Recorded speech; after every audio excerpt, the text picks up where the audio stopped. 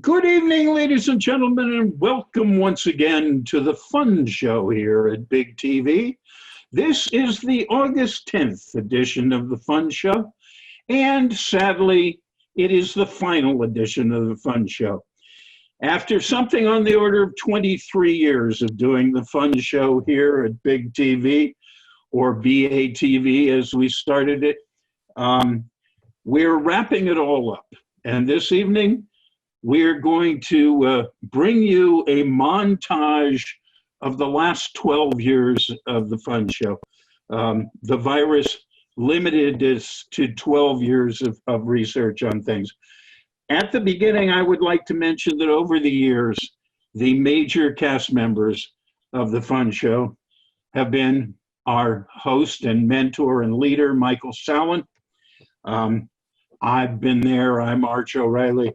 Our first member of the Troika was Kevin McNicholas, a wonderful gentleman who was a State House News Service reporter and provider of heirloom tomatoes over the years. He was succeeded by James Ross, who was with us, and then came along Susan Harrington. And finally, the seat was filled by Kiera Minor. Kiera is with us tonight. Susan is with us tonight. We're going to take a little extra time tonight, so sit in, be comfortable. This will be an hour-long show, a montage retrospective of the Fun Show at Big TV.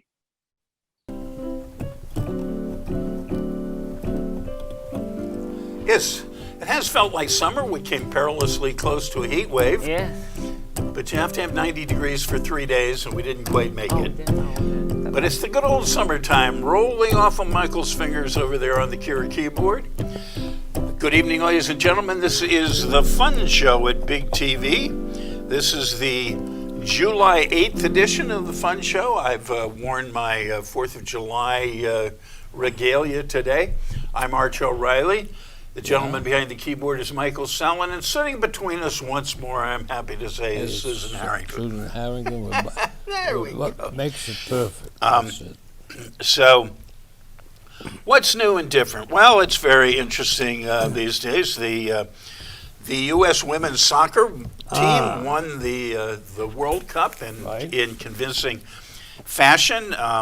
It was very, very heartwarming to see that Megan Rapinoe won the World Cup, the Golden Boot for the top scorer, the Golden Ball for the most outstanding player in the tournament, and each one of those had to be an arrow to the heart of our fascist president. Yeah.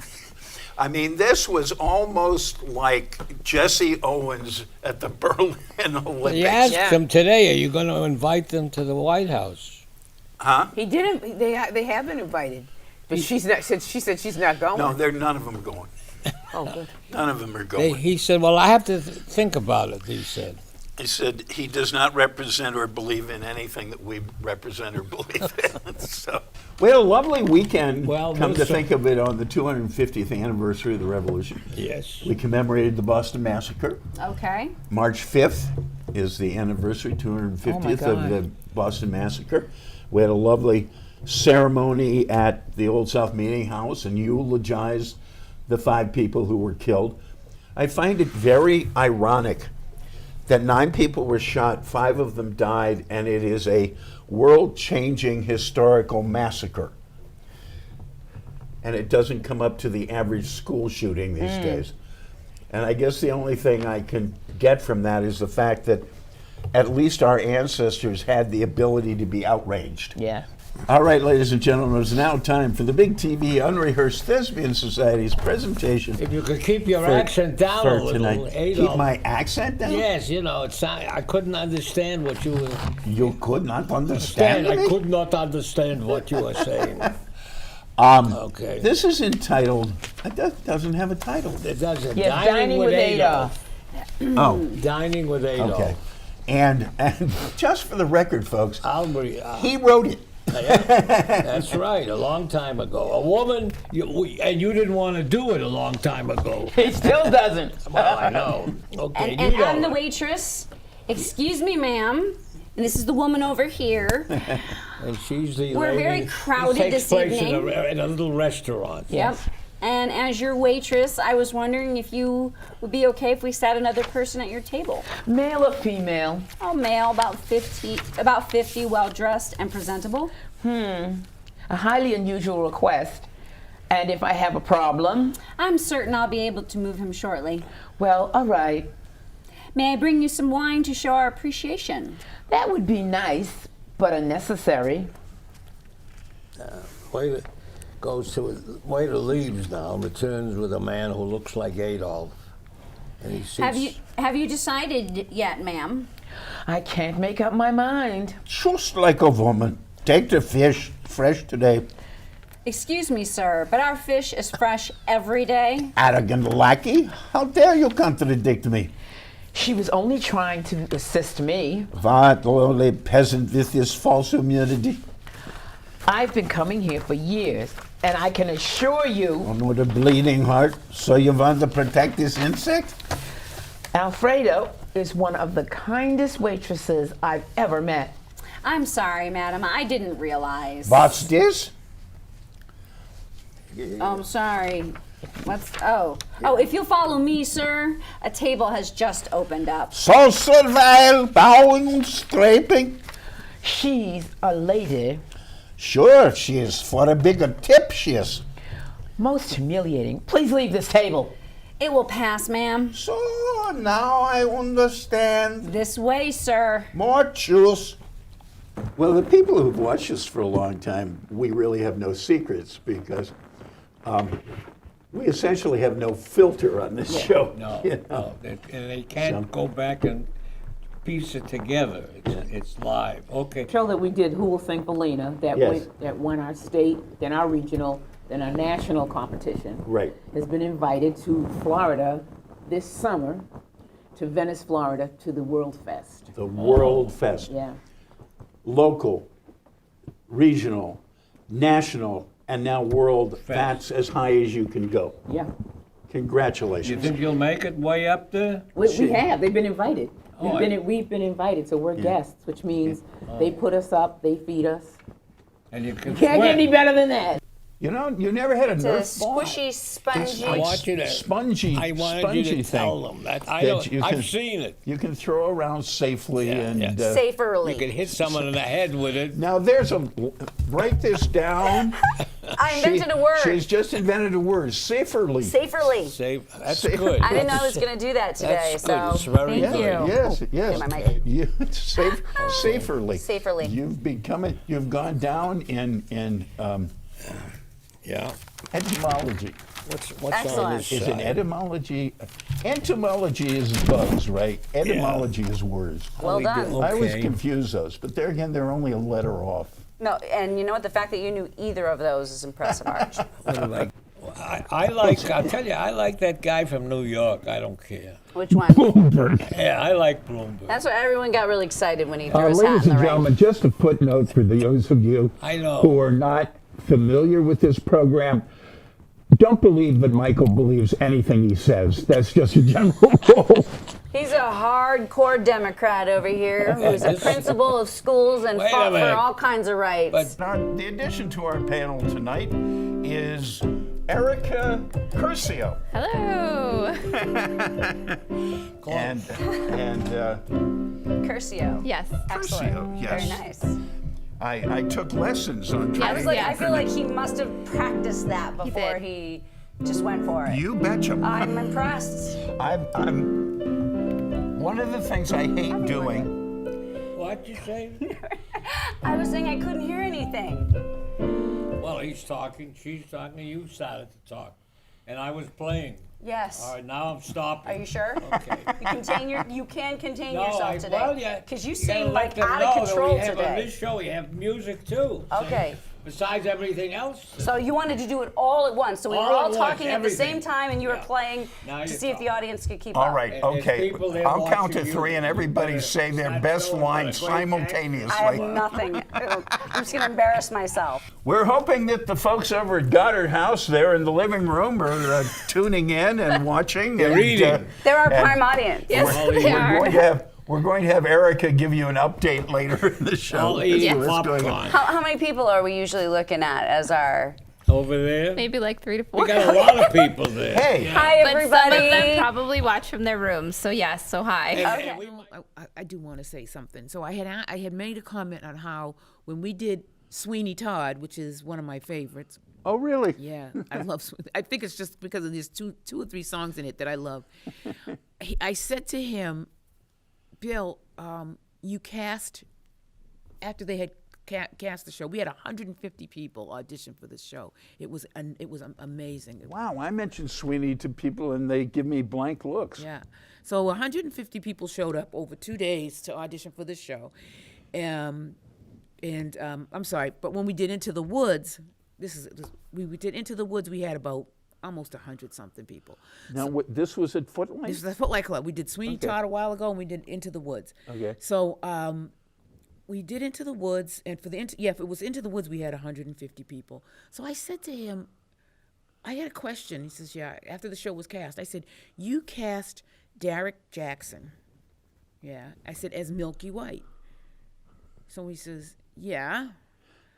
I said, you cast a black man To play Milky to Way. play an all-white female animal. And he said, yeah. And I said, we trying to be funny? And he says, no. I said, so was that intentional? He says, no. He says, but you know what? I'm going to tell people that. They asked me. And what was kind of cool about it was, I mean, not the fact that it was a man, but because you had this African-American with this all-white costume on, Yeah. you could see his facial expressions better. So every time, and he had no lines. So every time they would talk about killing the cow or doing something, he'd make this face, and you definitely could see it to the back of the house. So that's it, folks. We will not be here next week. No. And the irony is the reason we won't be here next week is because the Boston Marathon will be running. Oh boy. And in all previous years, it was a matter that neither Michael or I could get across Beacon Street. The Boston Marathon cuts Brookline in half for an entire day. Oh, half. A couple of years ago, they wouldn't even let you walk across Oh, yes. the thing, you know. And since it goes from one end of Brookline to the other end of Brookline. That's Mike for you. Good evening, ladies and gentlemen, and welcome to a very special edition of the Fun Show here at Big TV. Michael plays Happy Days Are Here Again until we go on the air, and then he plays the Battle Hymn of the Republic. This is Michael Sallin behind the keyboard here. I'm Arch O'Reilly. This is the August 13th edition of the Fun Show, and the reason it's very special is that sitting to my left here is Tommy Vitolo. Tommy is properly introduced as a candidate for state representative in the district that includes precincts 2 through 4 and 6 through 13 in Brookline. But he's more aptly introduced as Brookline's next state representative. Should the voters decide? Should the voters decide. Your lips to God's ears. Approached with proper modesty, we come along. In any case, our show tonight, in spite of the pile of newspapers, is devoted entirely to an exchange with Mr. Vitolo. And as I was... Tommy. Tommy, yes, called Tommy. He says, call me Tommy. Call me Tommy. And even at my age, I find that hard to do. And while we're at it, I'm Arch O'Reilly. For those of you who may For those not who know, don't know, it's Arch O'Reilly, who's our leading dramatist. Okay? all right, yes, the what's that fancy word? Dramaturge. Dramaturge. Dramaturge. Dramaturge. Yeah, dramaturge. Yeah, something like that. Not tush. All right, on the dramaturge. Yeah. Yeah, okay. Okay. That sounds like one of your plays. Mike. Thanks. Welcome to the New England roller coaster. Yeah, okay. Fasten your seatbelts And don't because put on any snowshoes. No? No, they're very dangerous. Well, the these days. snow we had last week, you could have put on skates. You could have put on ice skates. True. That got so hard that I went to try to clean the windshield of my car, You might as and well. I broke the end off the scraper. Just boom, like that. Too tough. What I did was I got in the car and turned it on Yeah. and put the heat on it for the Yeah. air, and it softened it underneath. I still So had you a, slid it off. but I still had a battle to get it. Get a. I'm sure. Well, I thought I might want to tell you, or not I might, I do want to tell you how I sort of came to be in this seat.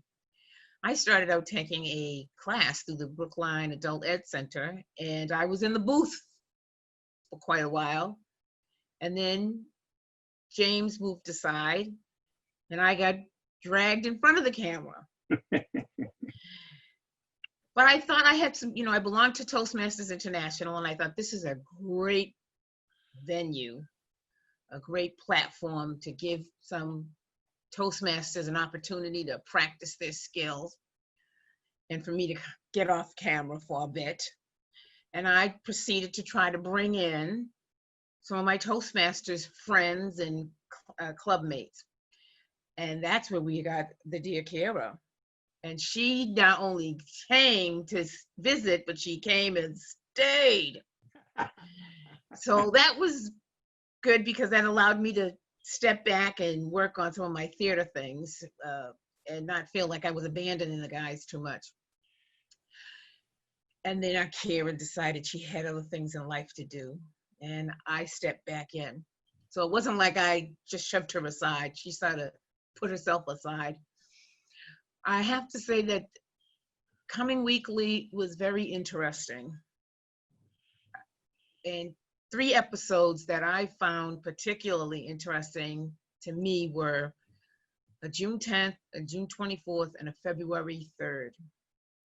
June 10th, June 24th for 2019, and February 3rd of 2020. And the June 10th and 24th were interesting because I actually got Mike to talk about something at length.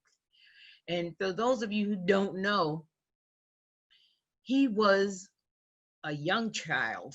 I mean, I think 19 is still a child in World War II, and he was a bomber. I'm not going to say anything because you're going to see some things. And he was a POW. So not only was he in World War II as a Jewish individual, but he was also a POW. And of course, as we know, it was quite dangerous.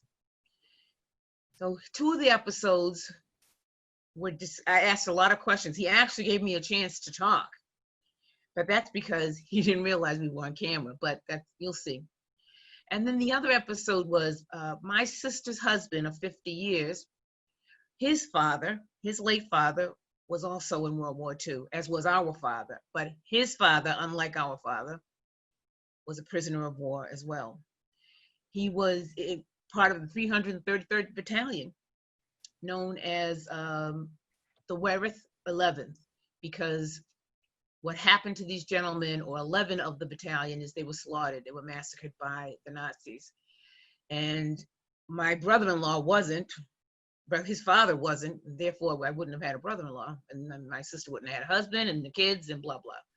But there's been a movie made about it, and I was able to get, when they came into town, because our mother had passed away. So they were in town, and I was able to finally get my brother-in-law on.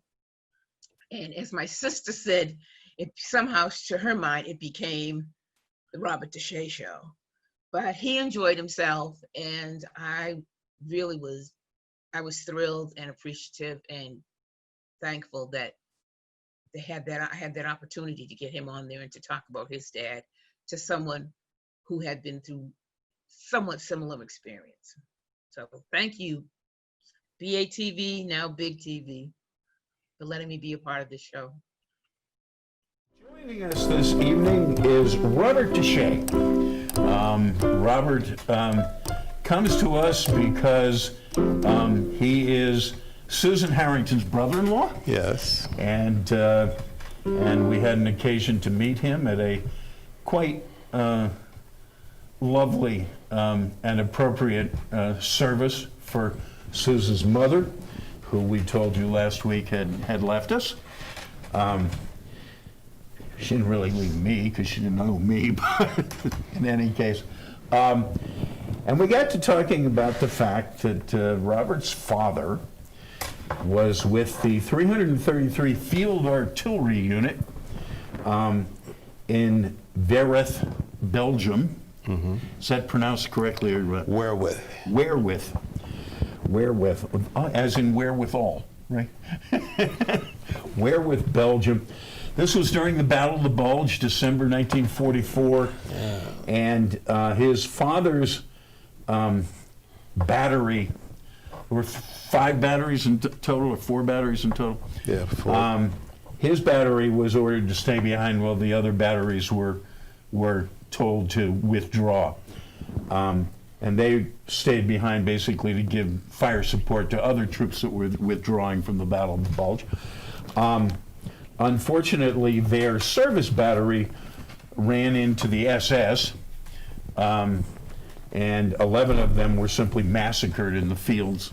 But Robert's father, also Robert Deshay, Yes. and the surviving half of his battery, was actually captured and marched off into Germany and became, as Michael used to be fond of saying, guests of the Third Reich.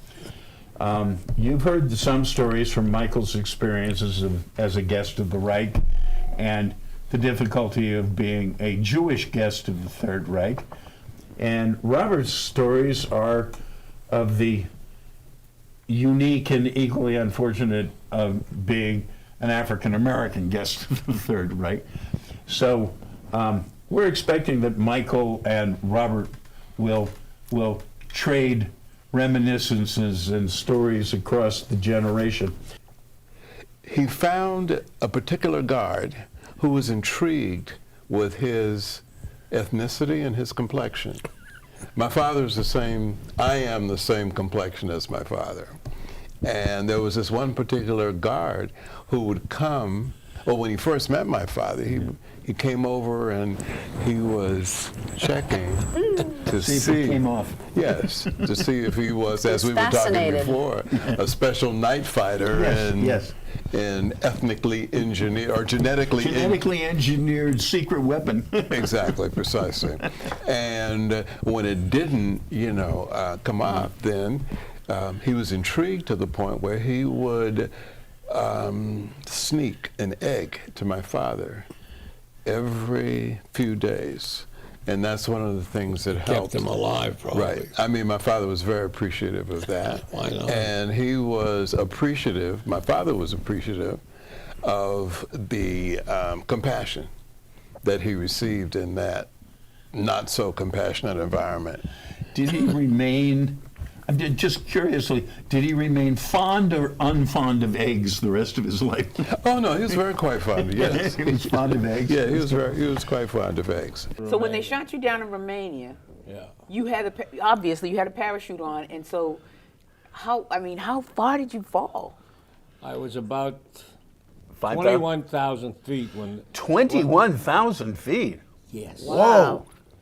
And The air's kind of thin up there. How old were you when this happened to I you? was 19 then, 18. Oh my God, you were just a baby. Oh, So- everybody's a man at that stage. Well, so when they shot you down and then you obviously landed in Romania, then what is it? They just came and swooped you all up? The peasants The peasants grabbed you. grabbed me. First thing they did was remove the 45 caliber automatic, which I had hidden under my genitals. Oh, really? They knew. They I'm not knew sure exactly I'm not what sure I'd they- want to land on that. They knew just what to hunt for. And where to look for it too. Yeah, well, I'm just telling okay. you. And then a woman came, nice lady. Actually, they looked at him and they said, he can't be that excited. That's the gun. So I jumped out of the plane. Yeah. Did you pull the cord immediately? We had this ripcord. Yeah. A big metal thing. But I mean, you didn't drop to get closer to the ground We had first. those little parachutes, not the big one. Oh, the belly packs. Right. Woo. Yeah. Oh, And mine had 2 bullet holes in it when they put it on me. When they put it on They you. put it on you? Yeah, When they- I had been wounded in the hip and the leg, and I couldn't stand up and get it on me. But this kid who was his first mission, I told him, I was pointing to it, he said, he showed me the holes. I said, don't worry, put it on. Said it's the only one Put I it got, on. right? He opened up, I said, the camera hatch were going out. That's Yeah. the easy one. And I got over there and I was sitting there and I said, push me. The trick was the great people in the intelligence department, they said the Germans are in planes around you and they like to shoot the people who come out quickly in a parachute. That's it. That's what they said. So what do? He said, wait, after you get out and you let yourself fall about 3,000 feet, end over end, and try not to get too dizzy to do the next thing. No. The only thing that was strange was that later when it opened, the 2 nice boots I had on came off. Boom! Really? They were floating down with me, next to me. Oh my goodness. 2 things. That's when I realized that gravity is what it is. When we came out, and there were big trucks, Russian soldiers that were there with bottles of vodka for all of us to taste, and they put these guys on the trucks and said, Medjula, Nemts, we're heading for the Germans. Oh. Okay. And we, on the other hand, were heading for the airfield, which I didn't get into. That was one of the, we talked about that. How will we get 700 plus miles back to Italy to where our base Roughly how was? many of you were there? Probably about 175. Okay. Which is a lot of people. Okay. But we didn't weigh a heck of a lot. Did you have trouble finding food? In the city, Yeah. we didn't. In our prison camp was starvation for us. So the people of Bucharest were doing okay. Yeah, they seemed to be okay. They were friendly. You know, they all waved But I to mean, us. they had food and stuff. Yeah, they had food. They had bread Yeah. and veggies, and you wouldn't have liked their bread because it came also with pebbles and little pieces of glass, and they just put anything if it would be, they'd take it off the floor and the flour and stuff, and they'd just push it together with the water and then throw it in the oven. Oh. And what came out was a big round thing, and they cut off wedges for us. And this is what they were eating? Yes, they got the same thing. The soldiers, we saw bodies all over the place. Oh, You my guys goodness. weren't tempted to use those weapons We you did. liberated? We did, but they had to be very carefully because if they knew where our stuff was coming from, they would have done it to us. They would have pulled over and Yeah. bombed this whole area that we were in and killed a lot of innocent So- people. So we were careful. Sniping was what you'd call it. We did. Okay. Yeah, they didn't know where the bullets were coming from. Okay. Eventually they left, and then we came above ground, and we had a major, and we had found out from this guard that even though they had left this airfield that was outside the camp, outside the city a little ways, they had left some old planes behind it, weren't flying. So our guys went out there who were mechanics with this major and then an officer from the RAF with us. It was pretty sloppy of them not to blow up what they left behind. They left in a hurry. You said it. Well, they didn't seem to leave in that much of a hurry. They spent 2 days They harassing figured the they'd come population. back, evidently. That was Maybe the Luftwaffe guys left in a hurry. well. Anyways, our guys went out there and they fixed one of the Messerschmitts, and they found some gasoline in various places. Now you're talking a 109, right? Yeah, Okay. 109, and we filled it up with. But the radio didn't work, so they couldn't call our people up down there in Italy.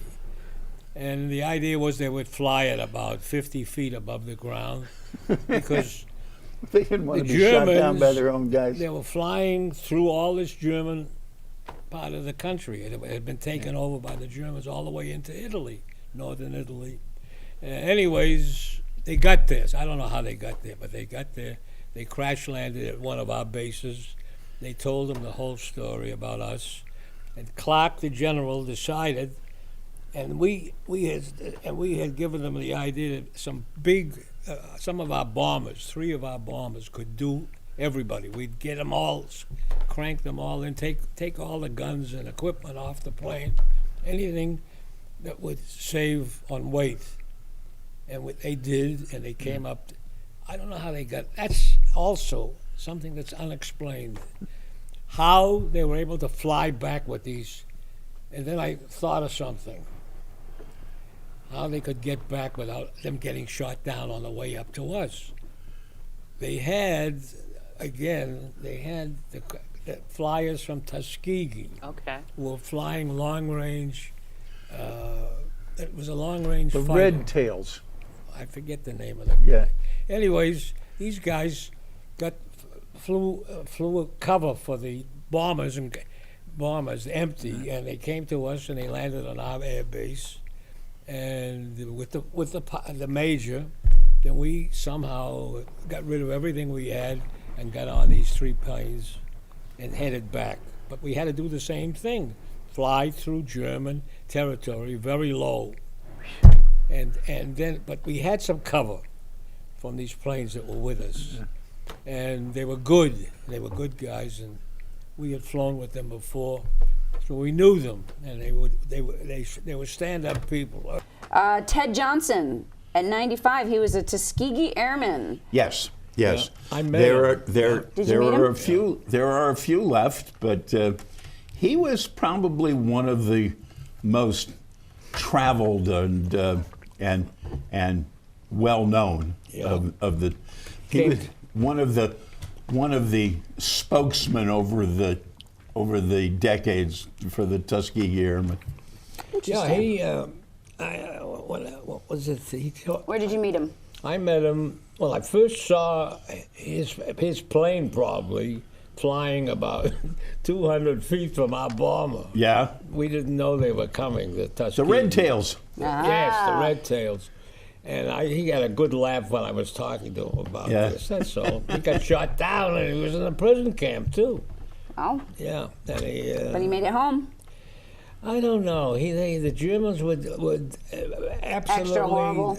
They were bound to see if they could get this guy to say he hated America for what was going on. Oh. Yeah. Well, that's intense. I must admit that if I was a German at that time, I probably would have been tempted to make the same approach. Yeah. You know? Well, he said, I upheld the dignity and the integrity of our country, and I shook his hand, and Rini gave him a big hug too. Nice. So a salute to Mr. Johnson. Yes. Yeah, we used to have a nice picture of the 3 of us, but somebody stole it. Yes, Really? Yeah. Oh, one of your children. Yeah, Who I'm was- sure. Who was the 3rd in the picture? Yeah, You say the 3. Who was the other? Rini. Rini was in the middle, and he was on each side of us. Oh, okay. So that you have a real personal attachment to this guy. Yeah. It was worth a little extra follow-up there. Well, I guess it's my turn. I didn't actually prepare. If I had, I probably would have read like a 4-page, monologue about how much I appreciate spending time with Arch and Mike, and how much, this ending is hard on my heart. But for endings are new beginnings. And, I want to thank Susan for inviting me on the show way back when. And I was just a guest for one night, and Mike was like, well, you could come back, if you wanted to come back. And I'm like, well, how about next week? And he's like, okay. And I couldn't get enough, and I still can't get enough. It's like having, 2 grandparents from 2 different walks of life. Just the insights and the stories, and they've been championing me. I don't think I pronounced that with the P in there. Excuse me. But, you know, as Susan said, I did take a hiatus. That hiatus was for law school. I'm preparing for the bar exam right now, and hopefully I'll be a lawyer before the end of the year. And I got to do that with Arch and Mike being, you know, part of my support system all along, knowing that I couldn't be on the show for a bit as I had to finish some stuff. It was hard, but they let me, you know, come and go as I needed to. And then I was able to come back this last several months and get to share everything with them again. And, you know, again, it's bittersweet. You know, nothing can last forever. We all know that, but it's been a really amazing experience. You know, Toastmasters teaches you about all these ums and uhs, and so I can hear myself do them, which is not something I would have recognized if it hadn't been for Toastmasters. So, you know, just putting myself out there and with other people in the community doing like-minded things has filled my heart. And, you know, to get to law school, I had to finish my undergrad too. I was a mom before I was a student. So all of this was late in life, and I'm just grateful to have got to share this experience with you all. So thank you. And I get the pleasure of introducing a segment of our show called that was a portion of the show we did in 2014 it was our On the Road show, where Arch and Mike and I went to different locations around Brookline and interacted with Brookline residents. We went to the library, the Brookline Teen Center, the Brookline Art Center. We were actually at the Goddard House, which I think that was some foreshadowing for Mike. And we also were in Washington Square and Whole Foods. And we might have been somewhere else too. But, you know, being able to have an adventure with them out in the world, I wanted to keep doing it. You know, it wasn't practical that, you know, I went to school, stuff happened, but that was absolutely the best summer that I can remember having. So thank you guys for sharing that with me. And I hope you guys enjoy the clips of our adventures and the different people that we met along the way. Thank you. Welcome to the Fun Show. I'm Kiera, and this is Mike. Today is July 7th. I knew this. I was just testing him. We are doing something unique this evening. What are we doing tonight? Well, we're not eating. No, we aren't. We usually aren't eating about this time on Mondays. No, but there are a lot of nice restaurants around us. We could Really? go, and the police station's across the way there. We're going to go eat at the police station? Well, I don't know. They have a Coke machine in there or something. Really? Yeah. That's a first date? You would take me on a first date to No, I the Coke wouldn't. I'd machine go at the police down station? below. Really? I'll get you a pizza down below. All right, fine. You like that. What do we have today? Give us a topic before we tell them more. You were going to tell. I want you to tell everybody about next week. Next week, okay. Where are we this week? We are in front of the Brookline Public Library. This is our first On the Road show. We're going to be doing this throughout the summer, which we're mixing things up a bit. And next week we are going to be at the Brookline Teen Center interviewing a teen and on their thoughts about the Teen Center and its programs. Show where we are having so much fun. Our guest has arrived, Miss Robin Brenner. She is, what are you at? What is your role at the Brookline? You have a title? I'm Thank you. the reference and teen librarian. I'm mainly known as the teen librarian, so I work with teenagers. Books. Everything to do with teens and programs and their collection. I do all But do you of have books in here? Of course. Okay, that's very important. He needs to know these things. Because I was worrying if everything was computerized. No. There's some computerized, but Definitely we have some still more computers, books. But I'd still say the majority is books. It is Bastille Day today. That means what's the date? July 14th. Thank you very much. And we're at the teen center in And Brookline. We are. Yeah. I almost overlooked that. We're at the Teen Center right here, catty corner to the Pierce School in downtown Brookline. The Teen Center is on its way Brookline. to celebrating its first year in operation. And during our summer tour this year, this is our second stop. And so naturally it rained like the dickens. Yep, just like last week. Yep. We're on the wet tour, the Wet and Wild tour of Brookline this summer.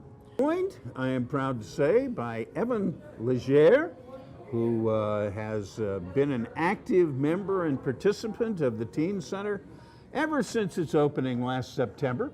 He's submitting to torture tonight. Okay? Yes, this is good for him. This is called Great. character building. Character building. Character yes. building. That's right. Actually, no. Hanging Let's out give with these Teen Center. let's give Evan credit.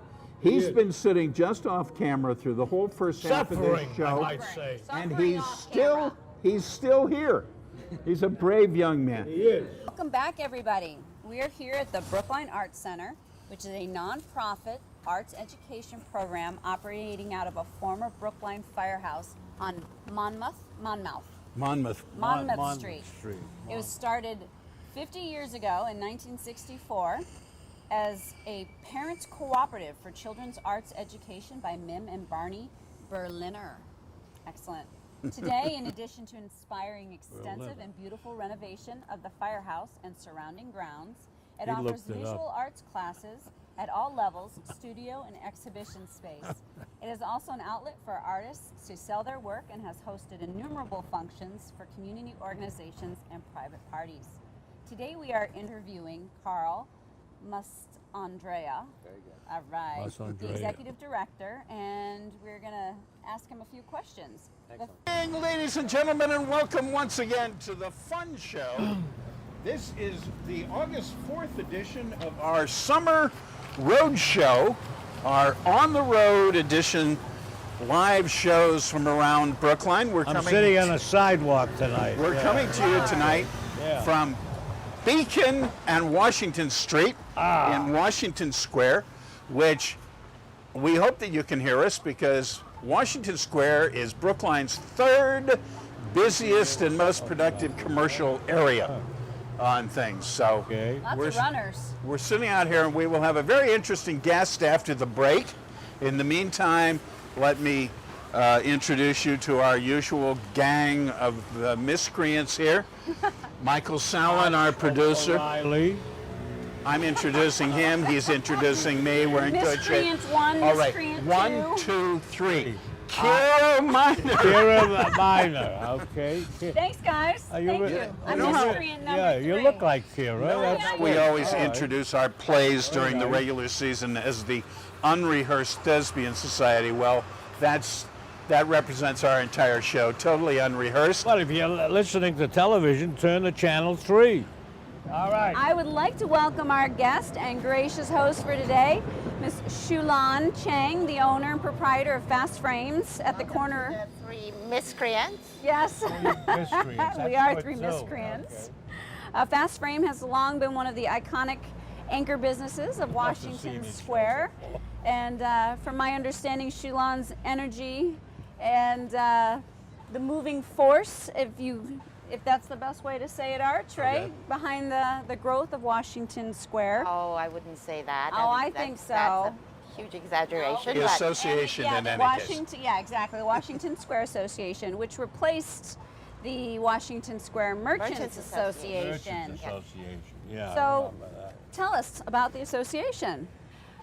The association is probably the first association that brings together not only the businesses, not only the merchants, as in the first association, but all the businesses, patrons, neighbors, residents, anybody who wants to belong, whether you live in Brookline or not.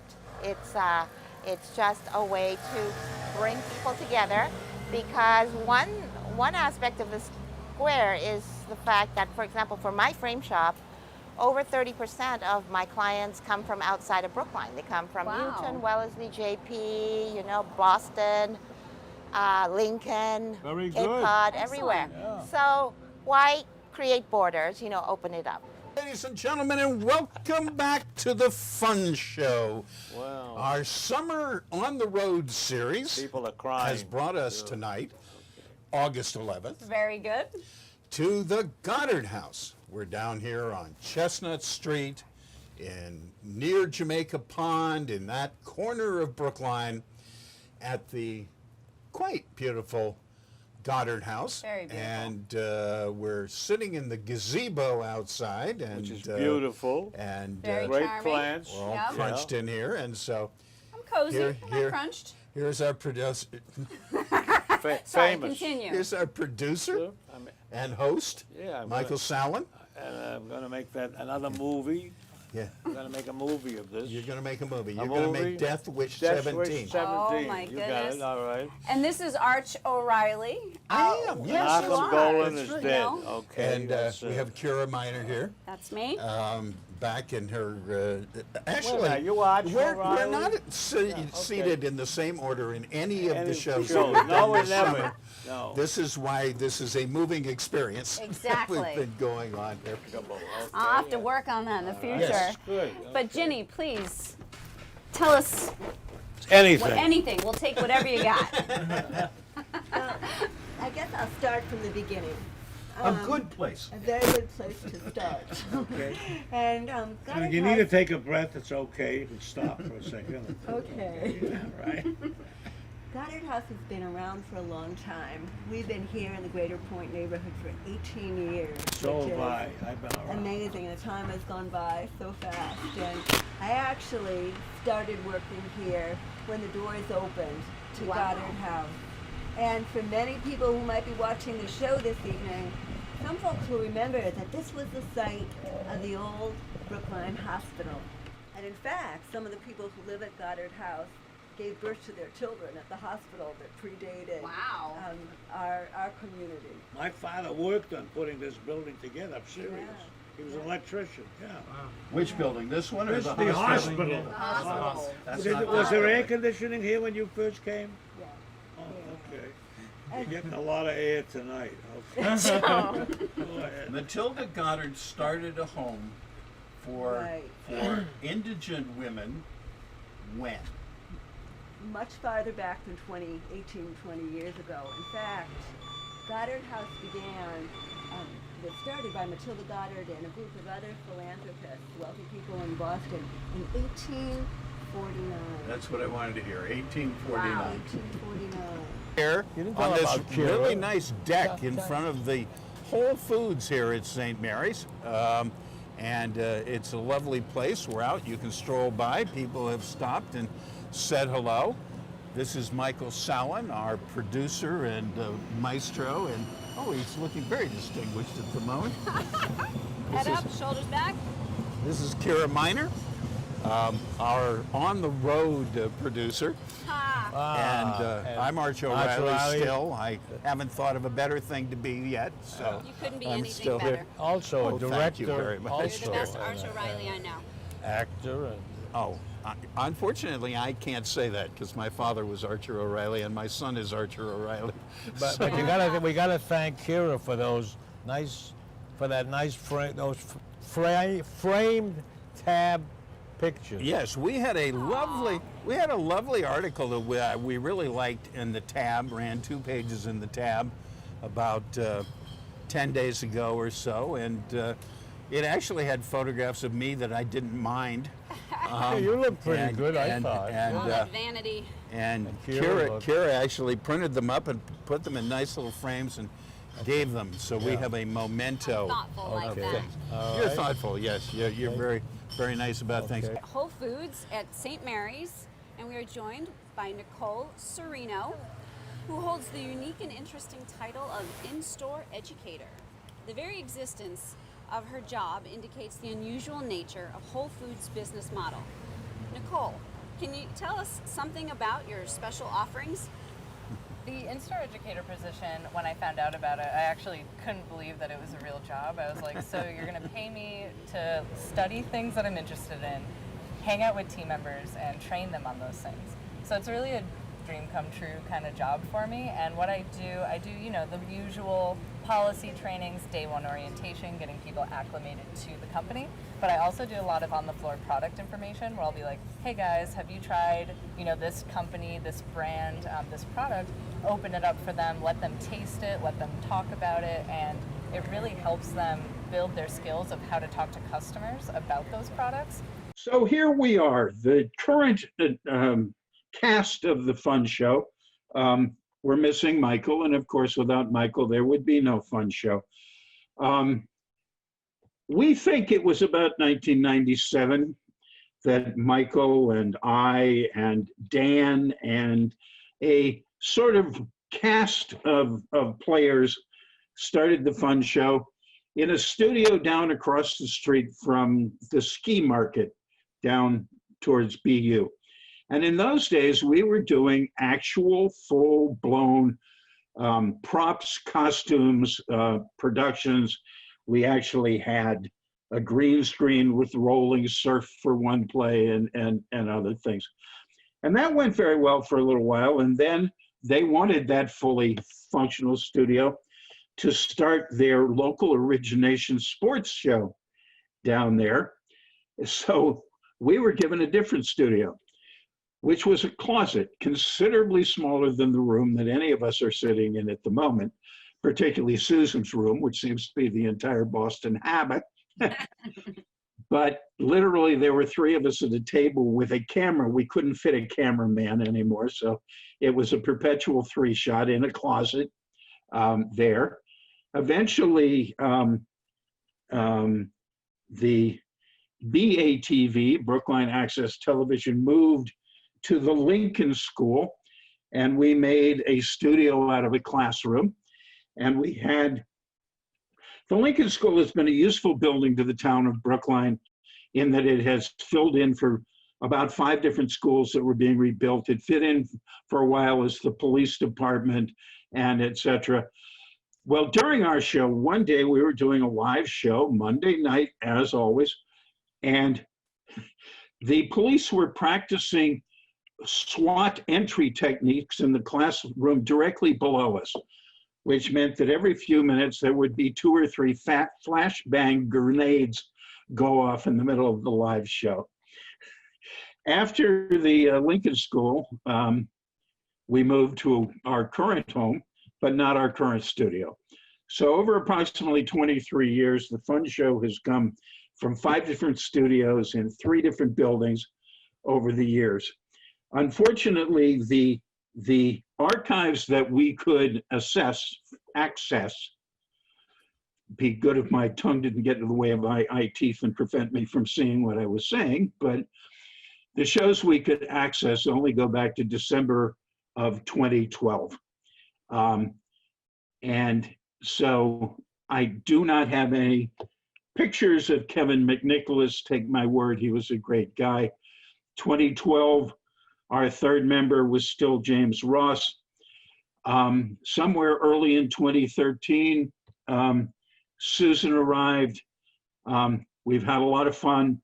The show is almost always centered around a script in hand reading of a play. About 10% of the plays made something resembling sense, but they usually maybe 10%. Were fun. Some of them were actually quite good. And in recent years, they've been referred to as coming from the vault, as we do plays that are like 10, 15 years old. We won't be doing a play tonight. And in fact, the plays didn't lend themselves to montage, so they won't show up much. But here's the one thing I learned from watching every show between December of 2012 and the present moment, and that is that this talking head did much more than his fair share of the talking. So I'm going to throw the talking to Susan. Good expression, Sue. Okay, well, one thing, I'm going to say one thing I can say about coming to me is I'm probably going to lose weight because of all the pastries that Mike used to bring in. And eat, and it was, you try to be polite, just take one, and then so there's a number of I'm not going to throw out names, but I will number myself among them that possibly this will be a loss of weight, among other things.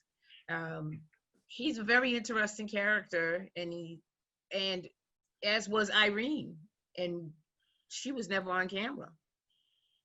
So those two were married for how long? 70 years? 70 plus years? Yeah, I'd say, yep. Yeah. So God bless her that she was able to hang in there for 70 plus years. She was a gifted and talented artist in her own right, and he was a wonderful school administrator. And which is something you two had in common. yes, we had a lot in common that way. So we Yeah. had a number of lively discussions that didn't make it on camera. So but that was very interesting. Sue is a veteran of the Boston school system, and Michael and Susan would get into that topic periodically. The other thing I would mention about Susan is that Susan is an extraordinary theater person, and if the pandemic had not gotten in the way, would just about now be out at the world finals with one of her productions, and We would have been in June. in June. Yeah. And we followed that from asking people to contribute to get it into the local competition, won the local, won the regional, won the national, and was on its way to the worlds. But hopefully we'll be going to Monaco next August. Nice. Yeah, go What's early. the Here, you production can you see were the Grand Prix. Pardon? What's the production you're doing? The same one, Who Will Sing for Lena, about Lena Mae Baker. Excellent. So this is a festival that was begun by Her Serene Highness Grace Kelly in 1957, and it occurs every 4 years.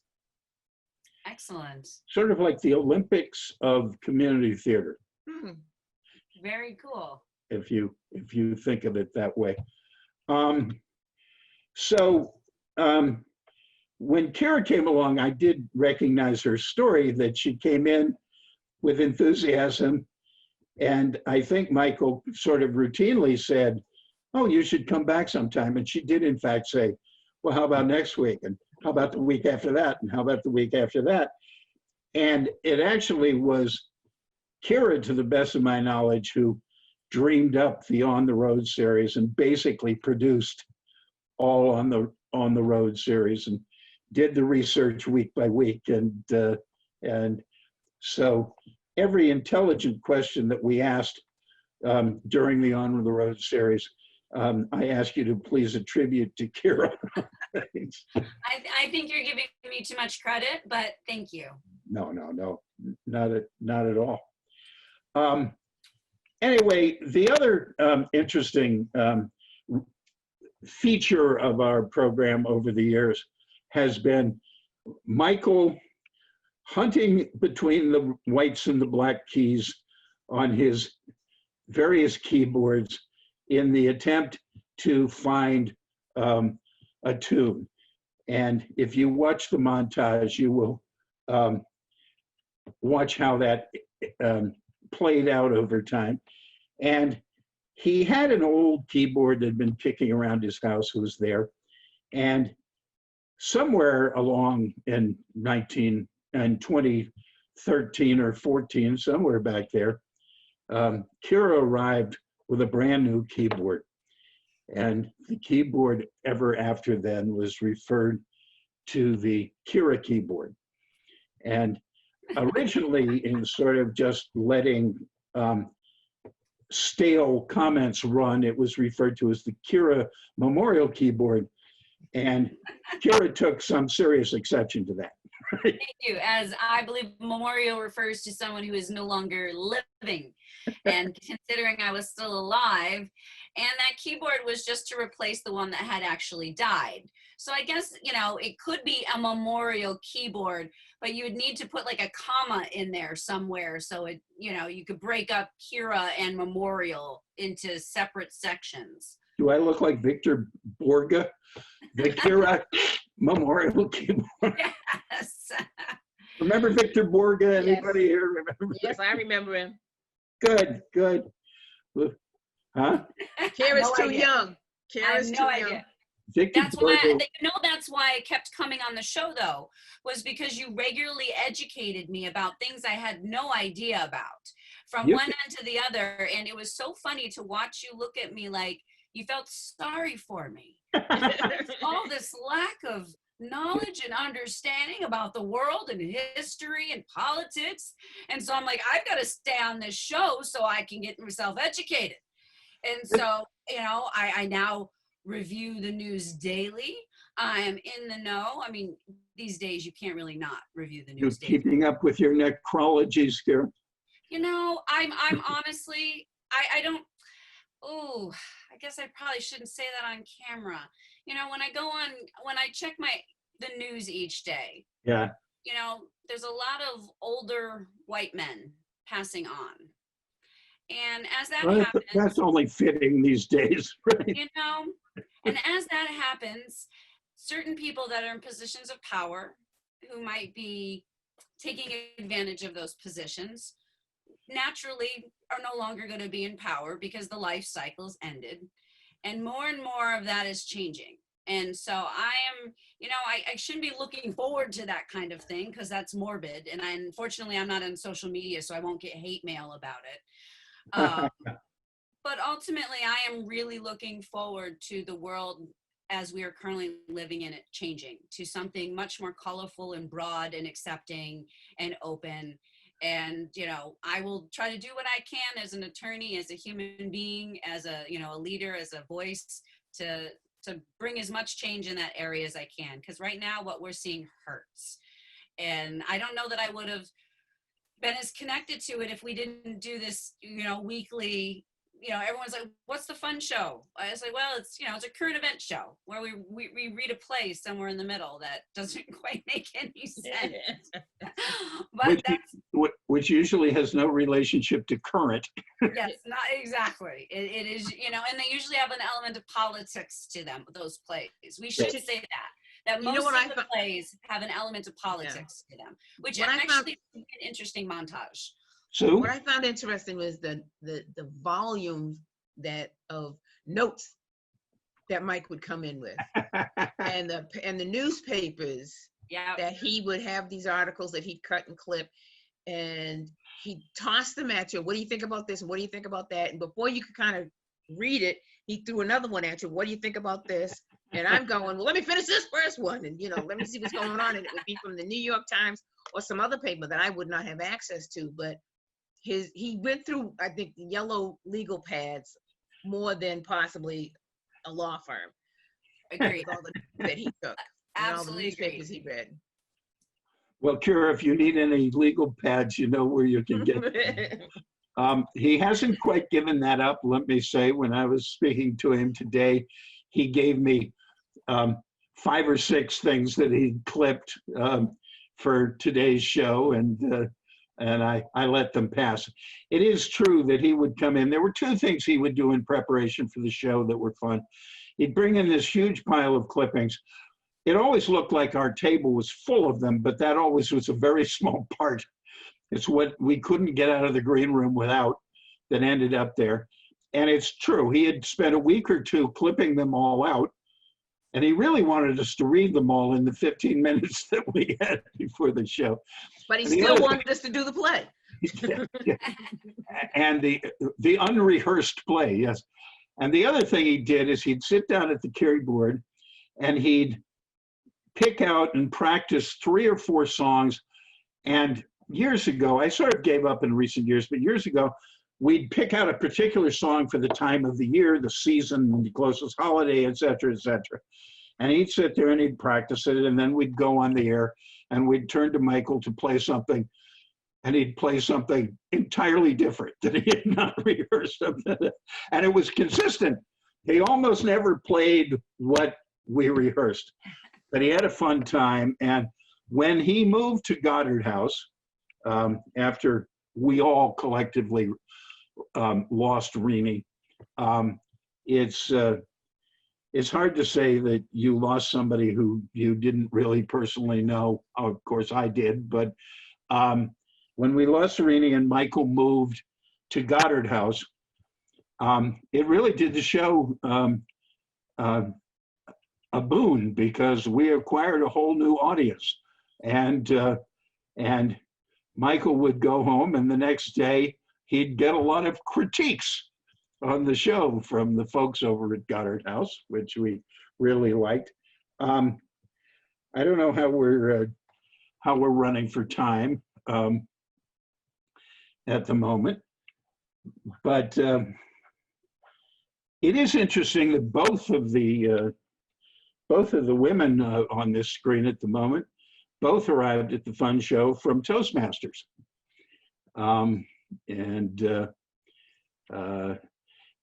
in the clips, you will find several other, if there's several random people who show up sitting at the desk, they are Susan's Toastmaster friends who showed up.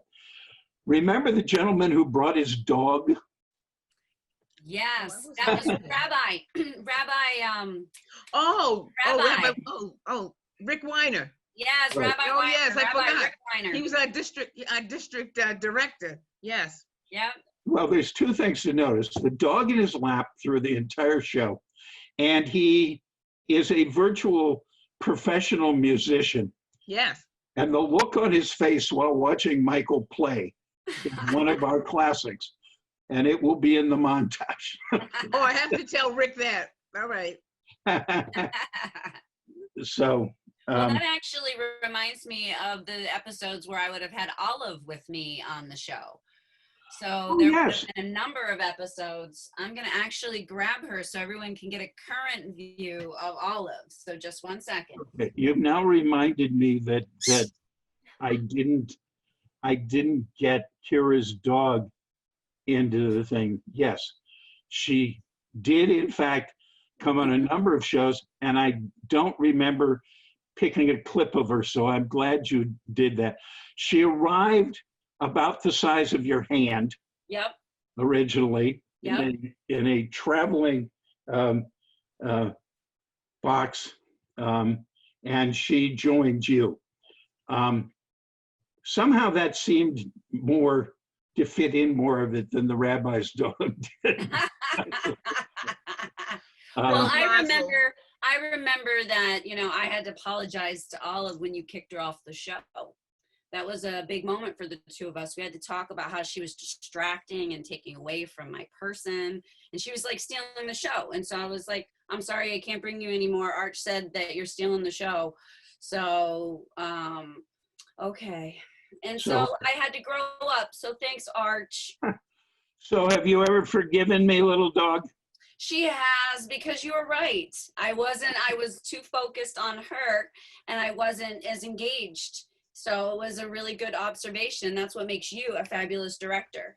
And you will get credit for directing this episode, because even before you said something, as you started kind of laying it out, I'm like, he's being Mr. Director, is he? Excellent. Well, Michael always claimed I was the director. That was the thing. He was the author. I was the director. Anyway, wait a second. Don't put her. Oh, you put her down. Too bad. Sorry. She was getting fussy. I would have liked Michael to get a good look at her face and things. Well, I pulled her hair back. If Corbin, hi Corbin, puts us in, puts that part, I fluffed her hair back so you could see her face for a second. You'll find the clip. It's there. Incidentally, Corbin is our technical wizard who actually put on our show for, I'm not sure, the last 3 years, 2.5 years. If I'm wrong, have me redo that, Corbin. But he also has managed to put it on in this odd pandemic format that everybody is ready of, and have made an entirely new word out of Zoom. And it's funny, how many of you remember the previous television version of Zoom? On PBS? Yep. Oh, yeah. It was WGBH. That's why I'm here, to get educated. WGBH. PBS, huh? Children's show, National Children's Show, WGBS, Channel 2, Zoom. We're gonna zoom, zoom, zoom, zoom. We're gonna zoom, zoom, zoom, zoom. 0, 2, 1, 3, 4. Oh, which reminds me of the music, the music of the fun show. For several years, we actually were sponsored by a local pizzeria on things. And in order they gave us the sponsorship was they gave us a pizza for the crew every week. But the thing was, we did That's Amore with their name worked into the lyrics. You know? Michael on the keyboard, Archer on the vocals, and the crew on the pizza. So you set up the. Anyway, this is the final episode of the Fun Show after all these years, and it is primarily a thank you and goodbye to Michael Sallin, who was, to the best of my reckoning, 73 years old when we started this, and has basically had enough. It eventually had to come at some point. There are some plans for the rest of us to do a slightly different and not regularly scheduled program, so you may see our faces again on big TV. I'd like to thank you guys. I'd like to thank Big TV for their support. For most of these 23 years, we were the only live show on Brookline cable television, and we're actually kind of proud of it. So, Mike, we love you. Susan, Kiera, thank you very much. Ladies and gentlemen, enjoy the clips.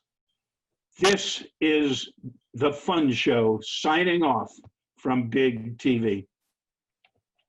They rank 159th. Yeah. Are we on the air? Is this what we're doing? Hello, ladies and gentlemen.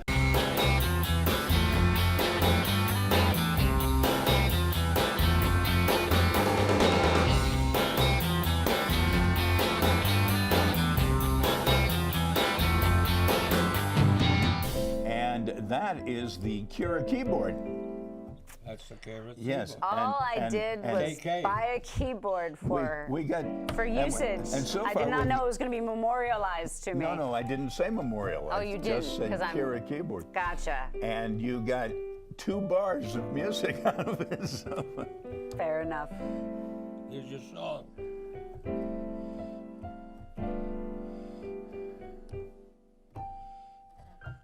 All right, folks, I'm done. I had my cataracts done this week, and I can't see what I'm thinking, but this is the Fun Show on Big TV, and this is a very special edition tonight for December 15th in 2 regards. One is it gives us the first opportunity to wish you all a happy Hanukkah. And Happy Hanukkah. Happy Hanukkah. Yes. Happy Hanukkah. Okay. Rumble, grumble, gumble, rumble. And Merry Christmas. Okay. And Kwanzaa. Don't forget about Kwanzaa. But who knows about it? Not many. Not many. Okay. over there, grumbling away, is Mike Sallin, our producer and chief factotum here. I used to be. Yeah. Directly to my right is Kiera Miner. And I'm Arch O'Reilly. And the extra chair today is occupied by our new executive director at Big TV. This is Kathy Bisbee, who was born and raised in Weston, Maine. Then she snuck her way out to the left coast for a while. And now we got her back here to be the executive director of Brookline Interactive Group. Welcome, Kathy. Welcome. Thank you. Thanks for having me. And well done on the And I think that's about as much as I'm going to do there. Bravo. Yes. My ancestors are probably rolling in their graves in Maine with that accent, but it was very well done. Happy birthday to me. Happy birthday to you. Happy birthday, dear Michael. Happy birthday to you.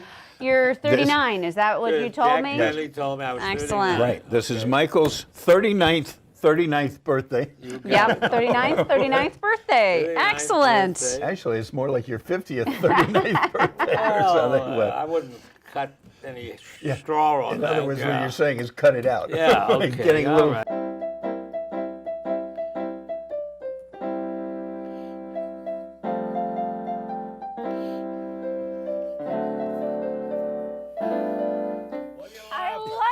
that. That Ladies was a and good gentlemen, one. we sit here for about Wrong song. we sit here for about 15 minutes before we go on air, and Michael practices various songs. We try to find a suitable song for the occasion, that's right, I did and play. then the cameras come on, and Michael plays something he hasn't played in 6 months. All of a sudden it comes up. Right, Then he asks me why I'm laughing.